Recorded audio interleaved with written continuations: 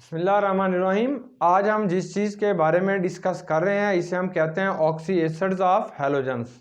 कि हैलोजन जो होता है ऐसे एसिड जिनके अंदर ऑक्सीजन मौजूद होगा इसे हमने ऑक्सी एसिड्स ऑफ हैलोजन्स कहते हैं। ऑक्सी एसिड्स ऑफ हैलोजन जो होते हैं वो फ्लोरीन कोई भी ऑक्सी एसिड नहीं बनाती। उसकी वजह यह है कि जो फ्लोरीन जो है ये एक स्मॉल मॉलिक्यूल है, ये ऑक्सीजन के साथ स्टेबल बॉन्डिंग नहीं बना सकती। लेकिन क्लोरीन जो है वो चार के चार जो है वो ऑक्सी एसिड्स बनाती है। ब्रोमीन सिर्फ 2 ऑक्सी एसिड्स बनाती है और आयोडीन जो होती है वो 3 ऑक्सी एसिड्स जो है वो बनाती है। अब पहला जो हमारे पास ऑक्सी एसिड आता है इसे हम कहते हैं हेलस acid, hypohalous acid. Hypohalous acid जो होता है इसका जर्नल फार्मूला होगा HXO। अगर यहाँ पे क्लोरीन मौजूद होगी तो इसे हम कहेंगे हाइपोक्लोरस एसिड। अगर ब्रोमीन बना रही है तो हाइपोब्रोमस एसिड। और अगर हमारे पास ये आयोडीन ये वाला एसिड बना रही है तो इसको हम कहते हैं कि ये हाइपोआयोडिस एसिड। तो दूसरा जो एसिड ऑक्सी एसिड होगा उसे हम कहते हैं हेलस एसिड।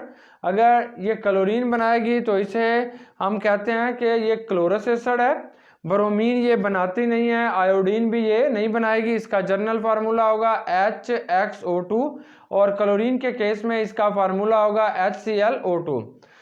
अगर 3 ऑक्सीजन आ जाते हैं तो उसको हम कहते हैं हेलिक एसिड।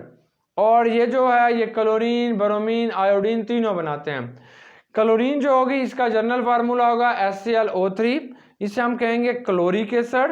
ब्रोमीन जो होगी HBrO3 होगा, इसे हम कहते हैं ब्रोमिक एसिड। और जो आयोडीन बना रही होती है इसको हम कहते हैं आयोडिक एसिड।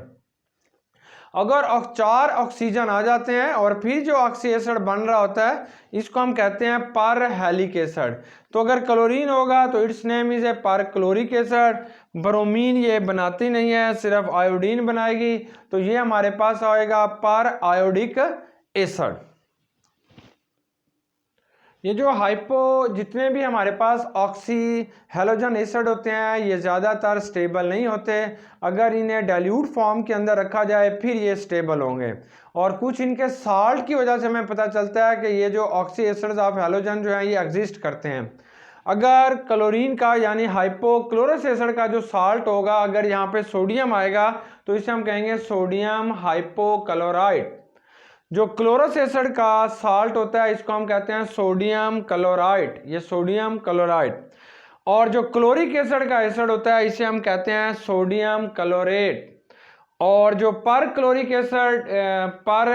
क्लोरिक एसिड जो है इसका जो साल्ट आ जाता है अगर यहाँ पे सोडियम आएगा तो इसका नाम होगा सोडियम पर क्लोरेट। अब हम इनकी स्ट्रक्चर को ड्रा करके देखते हैं कि ये किस तरीके से इनकी स्ट्रक्चर होती है। अगर ये क्लोरस एसिड होता है तो यहाँ पे H होगा, इसके साथ ये ऑक्सीजन होगा, यहाँ पे इसका क्लोरीन आ जाता है, यानी H आएगा और H के साथ ऑक्सीजन है फिर क्लोरीन। जबकि ये क्लोरस एसिड जो होगा बिल्कुल ये वाला हिस्सा वैसे ही रहेगा, ऑक्सीजन आएगा, यहाँ पे क्लोरीन है। अब इसके साथ 2 ऑक्सीजन है तो एक ऑक्सीजन जो होगा वो इस क्लोरीन के साथ डबल बॉन्ड बना लेगा, तो ये क्लोरस एसिड होगा। जबकि क्लोरिक एसिड का जो फार्मूला होगा तो इसकी शुरू वैसे ही है, ये क्लोरीन के साथ 2 ऑक्सीजन जो है 2 कोवलेंट बॉन्ड बनाएंगे, तो यहाँ पे हमारे पास 2 कोवलेंट बॉन्ड आ जाते हैं। जबकि पर क्लोरिक एसिड के अंदर जो है वो 3 जो है वो हमारे पास क्लोरीन जो है वो ऑक्सीजन के साथ 3 कोवलेंट बॉन्ड बनाएगी, ये 3 कोवलेंट बॉन्ड बन रहे हैं। तो अगर देखा जाए तो ये जो हाइपोक्लोरस एसिड होता है इसमें जो सेंट्रल एटम है ये अक्सर एमसीक्यूज में आता है, तो इसका जो सेंट्रल एटम होगा वो ऑक्सीजन है। जबकि बाकी 3 जो हमारे पास एसिड आ जाते हैं इनके अंदर जो सेंट्रल एटम होता है वो क्लोरीन है, तो यहाँ पे इनकी बॉन्डिंग आ जाती है। अब इनके मुतालिक कुछ हमारे पास जो इम्पोर्टेंट प्रॉपर्टीज हैं अब हम उनको डिस्कस करते हैं। जैसे जैसे ऑक्सीजन की तादाद जो होती है वो ऑक्सी एसिड्स के अंदर जो है वो इंक्रीज हो जाएगी, वैसे वैसे इनकी जो 3 प्रॉपर्टीज हैं उनके ऊपर ये असर होता है। पहली जो प्रॉपर्टीज आती है इसे हम कहते हैं जैसे नंबर ऑफ ऑक्सीजन इंक्रीज होंगे इन हैलोजन ऑक्सी एसिड्स के अंदर तो एसिड स्ट्रेंथ जो होती है वो इनकी इंक्रीज होना शुरू हो जाती है। और साथ थर्मल स्टेबिलिटी जो है ये भी इंक्रीज होना शुरू हो जाएगी। और decrease in oxidising properties, oxidising properties जो होती हैं वो डिक्रीज हो जाती हैं। अगर सेंट्रल एटम सेम होगा, ऑक्सीजन की तादाद मुख्तलिफ होती है, तो इनमें वो एसिड स्ट्रांग होता है जिसके अंदर सेंट्रल एटम की ऑक्सीडेशन स्टेट ज़्यादा होगी। अब हम इनकी ऑक्सीडेशन स्टेट कैलकुलेट कर लेते हैं। तो हाइपोक्लोरस एसिड के अंदर अगर हम कैलकुलेट करेंगे तो हाइड्रोजन की 1 है, क्लोरीन की हमने कैलकुलेट करनी है, ऑक्सीजन की -2 है, तो यहाँ पे जो इसकी ऑक्सीडेशन स्टेट आएगी वो +1 आ जाएगी। इस केस के अंदर 2 को ऑक्सीजन के ऑक्सीडेशन स्टेट से ज़रब देते हैं तो -4 से 1 जाएगा, तो यहाँ पे इसकी ऑक्सीडेशन स्टेट क्लोरीन की जो है वो +3 होगी। यहाँ पे 3 की ऑक्सीजन की जो ऑक्सीडेशन स्टेट होती है वो -2 होगी, -2 को 3 से ज़रब देंगे -6 हो जाएगा, -6 में से 1 गया तो ये +5। यहाँ पे इसकी ऑक्सीडेशन स्टेट +5 है। इस केस के अंदर जो इसकी ऑक्सीडेशन स्टेट होगी वो +7 होगी। अगर सेंट्रल एटम सेम होता है तो वो एसिड ज़्यादा स्ट्रांग होगा जिसमें सेंट्रल एटम की ऑक्सीडेशन स्टेट ज़्यादा होगी।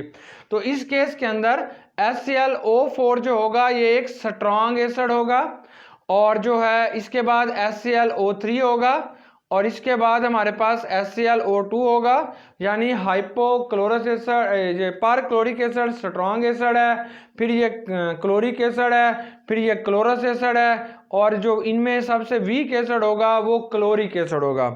अब इसकी रीज़न क्या है, ये स्ट्रॉन्ग एसिड क्यों है और ये वीक एसिड क्यों है, अब इसकी रीज़न क्या आ जाती है। तो इसकी रीज़न ये है कि in case of perchloric acid तो ये ऑक्सीजन और हाइड्रोजन के दरमियान में बॉन्ड है, यहाँ पे क्लोरीन है, तो इस क्लोरीन के साथ 3 ऑक्सीजन ने 3 कोवलेंट बॉन्ड बनाए हुए हैं।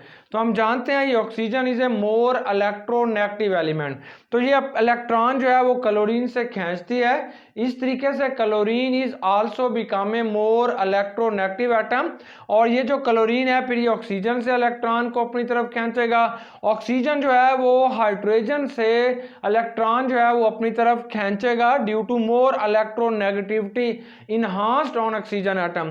तो इस तरीके से ये जो बॉन्ड होगा ये कमज़ोर हो जाएगा और ये जल्दी आयोनाइज हो जाएगा, जल्दी प्रोटॉन रिलीज कर देगा। यही रीजन है कि परक्लोरिक एसिड जो होगा वो एक स्ट्रॉन्ग एसिड बन जाता है। तो इसलिए जैसे जैसे ऑक्सीजन की तादाद इंक्रीज होती है वैसे वैसे एसिड स्ट्रेंथ जो होती है वो भी इंक्रीज होना शुरू हो जाती है। अब सेकंड बात आती है थर्मल स्टेबिलिटी।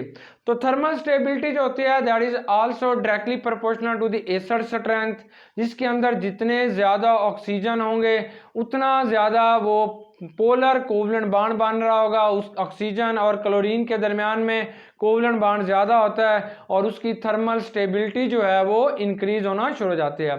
जबकि जो ऑक्सीडाइजिंग प्रॉपर्टीज होती है that is inversely proportional to the acid strength.